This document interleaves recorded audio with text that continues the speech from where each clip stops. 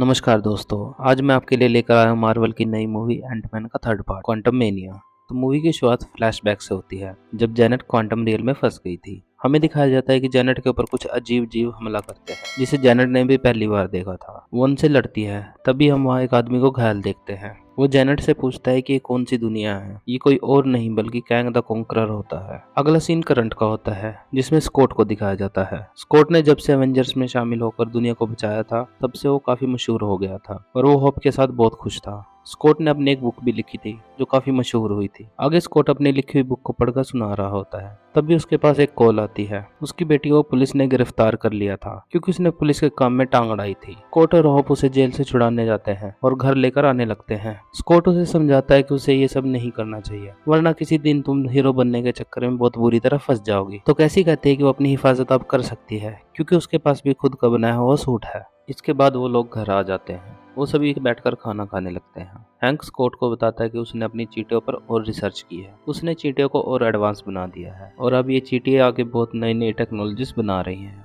और ये चींटियां कुछ भी कर सकती है। इसके बाद स्कॉट दोबारा कैसी को समझाने की कोशिश करता है, तो उसे पता चलता है कि कैसी हैंक के साथ मिलकर क्वांटम रियल को और समझने की कोशिश कर रही है। ये सुनकर जेनेट गुस्सा हो जाती है और कहते हैं कि तुम्हें उस दुनिया के बारे में कुछ भी जानने की जरूरत नहीं है। उस दुनिया ने उससे उसके 30 साल छीने हैं।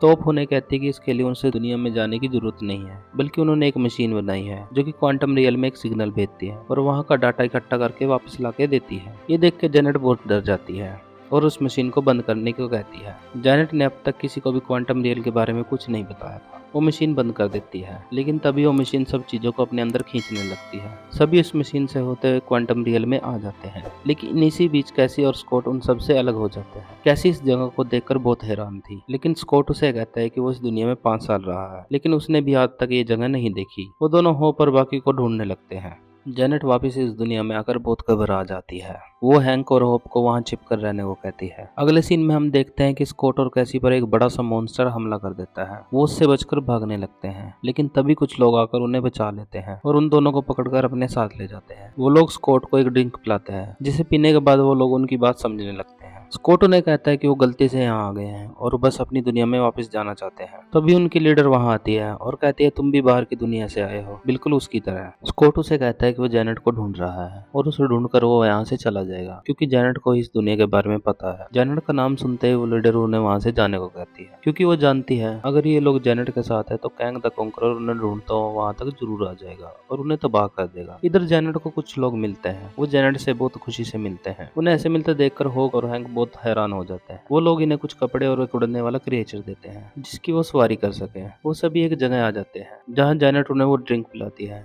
जिससे वो लोग भी उनकी भाषा समझने लगते हैं। जेनेट वहाँ अपने एक पुराने दोस्त को बुलाती है, जिसे वहाँ सभी लॉर्ड बुलाते हैं। जेनेट जब इस दुनिया में थी तो उसने लॉर्ड के साथ मिलकर उसका सामना किया था। वो उससे स्कॉट और कैसी को ढूंढने में मदद मांगती है, लेकिन उसे पता चलता है कि लॉर्ड अब कैंग के साथ काम करता है और वो उन्हें ही ढूंढने आया है और कैसी और स्कॉट को ढूंढने के लिए मोरडॉक को भेजा गया है, जो कि एक बहुत ही खतरनाक मशीन है। ये सुनकर सभी गुस्सा हो जाते हैं और वो लोग लॉर्ड पर हमला करके वहाँ से उसकी शिप चुराकर भाग जाते हैं। आगे स्कॉट लीडर से इस दुनिया के बारे में पूछता है। वो बताती है कि कैंग ने यहाँ के लोगों को मारकर अपना एक साम्राज्य बना लिया है और वो लोग अब उससे छिपते फिर रहे हैं और जल्दी वो तुम्हें ढूंढने के लिए यहाँ आ जाएगा। तभी वहाँ कैंग के लोग उन पर हमला कर देते हैं और उन्हें मारने लगते हैं। वो लोग लीडर को पकड़ लेते हैं, लेकिन कैसी अपना सूट पहनकर उसे बचा लेती है।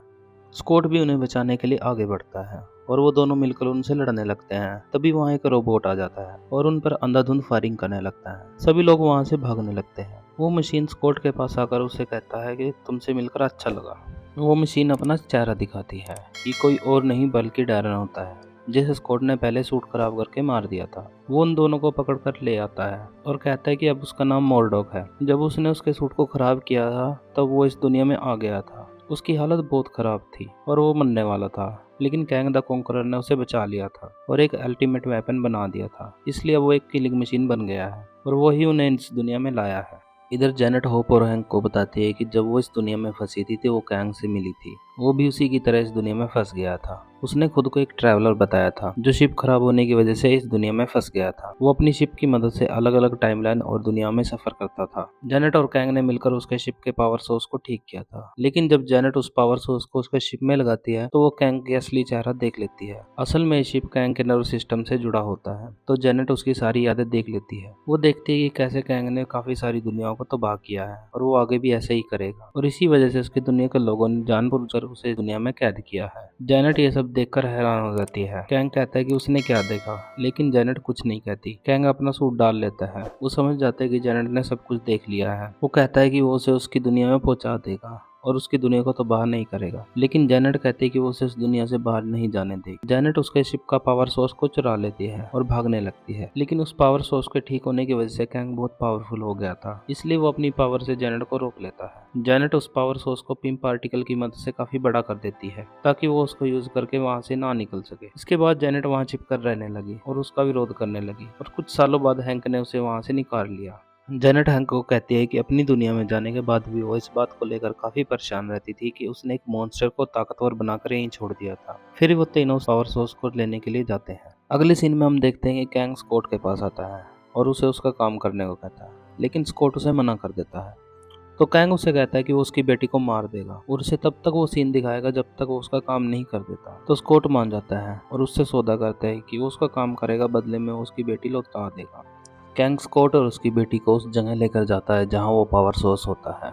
कैंग स्कॉट को कहता है कि उसे उसके अंदर जाकर उसके कोर को छोटा करना होगा। स्कॉट अंदर कूद जाता है, वो कोर के नजदीक चला जाता है। तभी वो देखता है कि वहाँ उसके जैसे काफी सारे लोग बन जाते हैं। उसे कुछ भी समझ नहीं आ रहा था, असल में ये सब उसके दिमाग की उपज थी, और जितना ज्यादा वो सोच रहा था उतने ज्यादा वो हम शक्ल बनते जा रहे थे। फिर स्कॉट शांत हो जाता है। वो सभी चींटियों की तरह एक लाइन बनाकर ऊपर चढ़ने लगते हैं। वो कोर तक पहुंचने वाले होते हैं, लेकिन तभी वो नीचे गिरने लगते हैं। तभी होप वहाँ आ जाती है और असली स्कॉट को बचा लेती है। होप और स्कॉट मिलकर उस पावर को छोटा कर देते हैं। तभी जेनेट वहां आ जाती है और उन्हें कहती है कि सोर्स कैंग को मत देना, लेकिन कैंग अपनी पावर की मदद से उस पावर सोर्स को उनसे छीन लेता है। होप और स्कॉट उस पर हमला करते हैं, लेकिन कैंग एक चुटकी में उन्हें हरा देता है। वो जेनेट को अपने साथ ले जाता है। इधर हैंक शिप में होता है, उसे कुछ सिग्नल मिल रहा होता है। तभी मोरडॉक उस पर हमला कर देता है। हैंक उससे लड़ता है, लेकिन मोरडॉक उसके शिप को क्रैश कर देता है। अगले सीन में कैंग जेनेट को बताता है कि कोई भी उसकी तरह नहीं सोच सकता। जब वो टाइमलाइन से गुजर रहा था तो उसने देखा कि धीरे धीरे सभी टाइमलाइन से प्लैनेट खत्म हो रहे हैं, और इसकी वजह उन पर रहने वाले लोग थे। तो उसने उन्हें अपनी कब्जे में कर लिया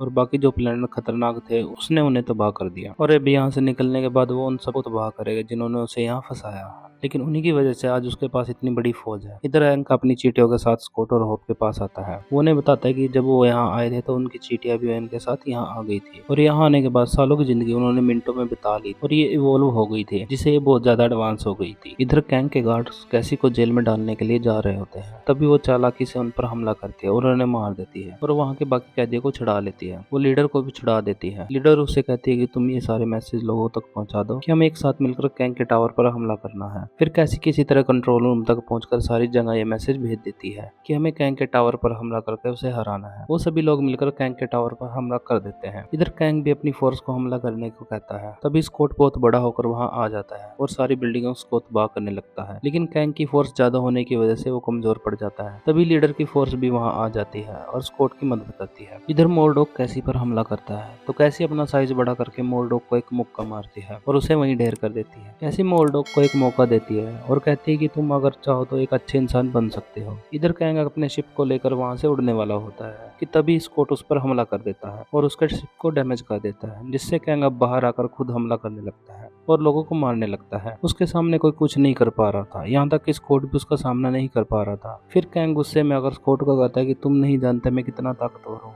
मैंने पता नहीं कितनी दुनिया को, कितनी एवेंजर्स को कितनी बार खत्म किया है। तभी हैंक अपनी चींटियों की फौज लेकर वहां आ जाता है और कैंग पर हमला कर देता है। ये फौज इतनी बड़ी और ताकतवर होती है कि कैंग उनका सामना नहीं कर पाता और खुद को एक शील्ड में छिपा लेता है। तभी वहां मोरडॉक उस पर हमला कर देता है और उसकी शील्ड टूट जाती है और हजारों एंट्स किंग्स पर टूट पड़ती है। यही मोरडॉक भी मारा जाता है। तभी जेनेट उन्हें टावर में आने को कहती है, क्योंकि उन्हें वहां से अपनी दुनिया में जल्दी जाना होता है, वरना यहाँ से निकलना नामुमकिन होगा। सभी वहां पहुंच जाते हैं। जेनेट ने पावर सोर्स का इस्तेमाल करके वहां से एक पोर्टल खोला होता है जो सीधे धरती पर खुलता है। सभी अर्थ पर वापस जाने लगते हैं, लेकिन स्कॉट को कैंग हमला करके वहीं रोक लेता है और उसे बुरी तरह से मारने लगता है। क्योंकि उसी की वजह से उसे एक बार फिर हार का मुंह देखना पड़ा। अब कैंग खुद उस पोर्टल से बाहर जाने लगता है, लेकिन स्कॉट उसे रोक लेता है और उस पावर सोर्स को पिम पार्टिकल की मदद से तबाह करने लगता है। ये देखकर कैंग दोबारा वहां से बाहर निकलने की कोशिश करता है, लेकिन तभी होप उस पोर्टल से वापस आ जाती है और कैंग पर हमला करके उसे पावर सोर्स के पास गिरा देती है। पावर सोर्स पिम पार्टिकल की वजह से ब्लास्ट हो जाता है और कैंग उस पावर सोर्स में फंसकर तबाह हो जाता है। अब पोर्टल बंद हो जाता है। स्कॉट और होप वहीं फंस जाते हैं, लेकिन अब वो दोनों खुश थे क्योंकि उन्होंने उस दुनिया को बचा लिया था। लेकिन तभी कैसी अपनी मशीन की मदद से उन्हें ढूंढकर वापस पोर्टल खोल देती है और वो दोनों वापस धरती पर आ जाते हैं। अब स्कॉट अपनी लाइफ आराम से जीने लगता है। वो चलते हुए सोचता है कि कभी कैंग वापस ना आ जाए या उससे बड़ा खतरा आ जाए, लेकिन फिर वो सोचता है कि अपनी लाइफ में मजे से जियो और बिना किसी टेंशन के, और कैसी के साथ नकली बर्थडे मनाता है। सभी आपस में बहुत खुश होते हैं। पोस्ट क्रेडिट सीन में हमें कैंग की आर्मी को दिखाया जाता है। ये अलग अलग टाइमलाइन और अलग अलग डायमेंशन के कैंग होते हैं। इन्होंने ही पहले वाले कैंग को उस डायमेंशन में भेजा था और अब मल्टी डायमेंशन के बारे में काफी लोगों को पता चल चुका था, जिसे रोकने के लिए मैन कैंग ने सारे कैंग की आर्मी बनाई। उन्हें डर था कि उनके बनाए हुए साम्राज्य को कोई उनसे छीन न ले। इसके बाद हम लोकी और विक्टर को देखते हैं। यहाँ हमें कैंग का एक और रूप दिखाया जाता है। लोकी उस कैंग को देखकर पहचान लेता है। ये वही कैंग होता है जिसे हमने लोकी के सीजन 1 में देखा था। लोकी उसके बारे में विक्टर को बताता है। ये सब बहुत बड़े खतरे का अनुमान देते हैं जिसके बारे में स्कॉट सोच रहा था। ये मूवी यहीं खत्म हो जाती है। अगर आपको मूवी पसंद आई हो तो लाइक और सब्सक्राइब जरूर करें। Thank you.